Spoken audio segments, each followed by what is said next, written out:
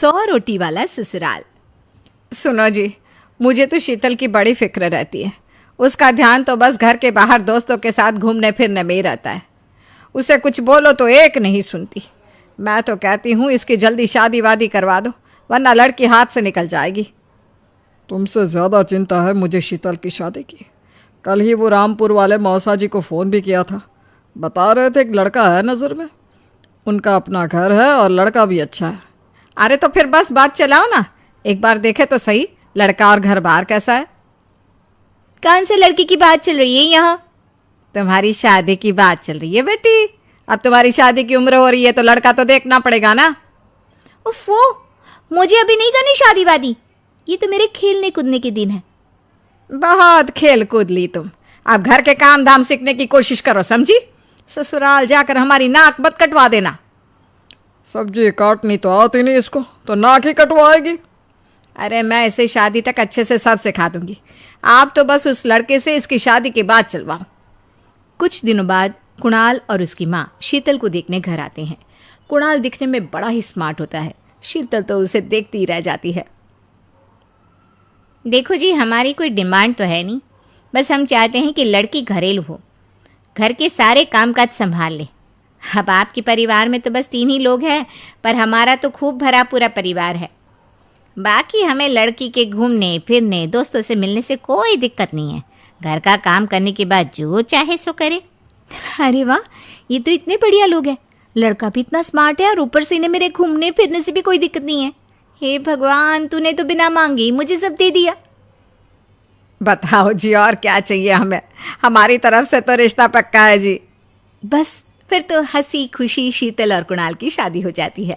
शीतल मन ही मन बड़ी खुश होती है और उसी खुशी के साथ वो अपने ससुराल में कदम रखती है। आओ बहू, तुम्हारा अपने ससुराल में स्वागत है। ये मिलो अपने परिवार से।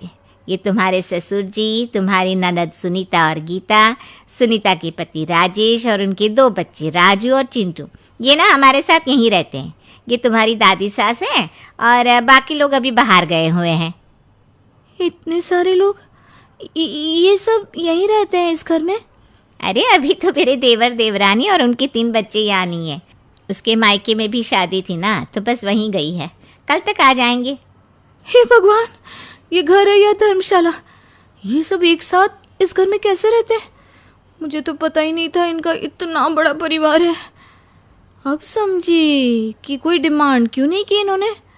ये सब चाल चले मेरे साथ। अरे बहू, खड़े खड़े क्या सोच रही हो? चलो अपने कमरे में जाकर आराम करो। जी माँ जी। अगले दिन शीतल का ससुराल में पहला दिन होता है। शीतल रसोई में जाकर सबके लिए खीर बनाने लगती है। तभी उसकी ननद सुनीता आती है।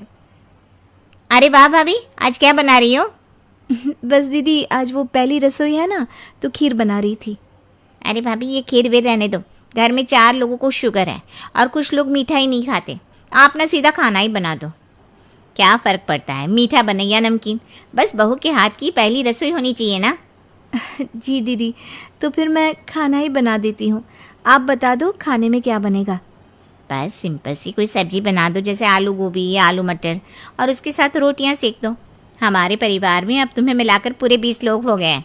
15 बड़े और 5 बच्चे।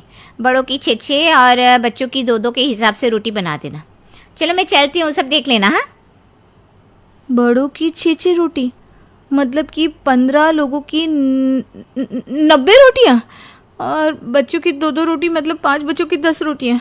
90 और 10 मतलब कुल मिलाकर 100 रोटियाँ। हाय, मैं तो मर गई। 100 रोटी अकेले कैसे बनाऊंगी?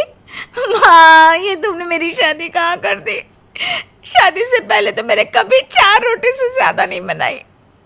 शीतल एक बड़ी सी परात में 100 लोगों के हिसाब से आटा निकालती है और उसे गूंथना शुरू करती है। आटा गूंथते गूंथते शीतल के पसीने छूट जाते हैं। उसके बाद बारी आती है रोटी बनाने की। शीतल एक एक करके रोटी बनाना शुरू करती है और 10 रोटी बनाते ही अपनी कमर पकड़ लेती है। हाय, मैं मर गई। मेरी कमर टूट गई खड़े खड़े, और ऊपर से इतनी गर्मी। मैं 100 रोटियाँ कैसे बनाऊंगी? अरे भाभी, सब बाहर रोटियों का इंतजार कर रहे हैं। ज़रा जल्दी जल्दी रोटी सेक दो। सब